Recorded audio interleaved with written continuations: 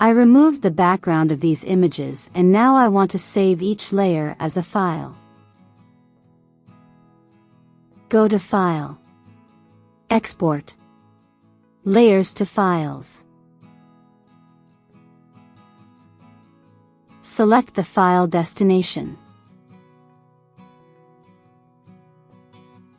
Select if you want to export all layers or only the visible ones.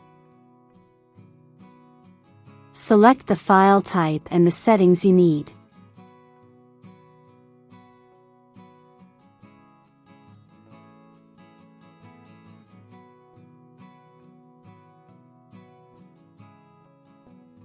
And now my layers are saved as files.